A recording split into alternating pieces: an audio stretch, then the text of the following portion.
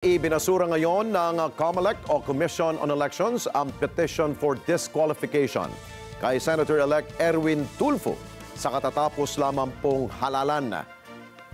Samantala, posibleng maiproklama naman ang bagong henerasyon party list. Makaraang ibasura na rin ng COMELEC ang petition for disqualification laban dito.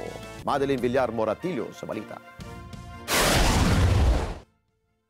Ibinasura ng Commission on Elections ang petition for disqualification laban sa bagong henerasyon party list.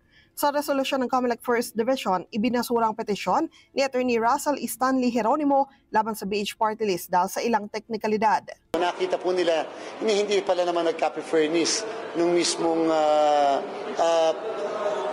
ang ginawa ay sinabi mayroong registered mail. Dapat po kasi personal service yun mismo sa respondent. So yung pa lang po ay nakita ng ground, hindi na po pumunta sa merits para i-dismiss kaagad ang kaso. Sa petisyon na ipadiskwalipika ang first at fifth nominee na nasabing party list dahil sa alegasyon ng partisan political activity.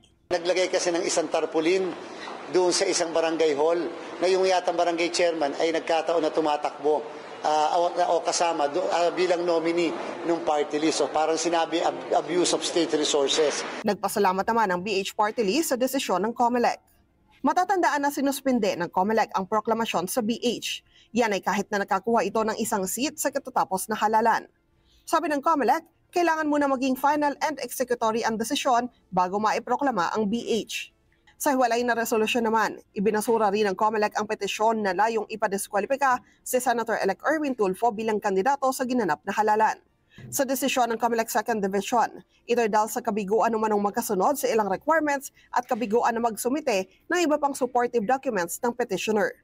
Ang naturang petisyon ay batay sa nakalipas na hatol sa kasong libelo kay Tulfo at mga question sa kanyang citizenship. Madeline Villar Moratillo para sa Mata ng Agila. Matatag, matapang, matapat.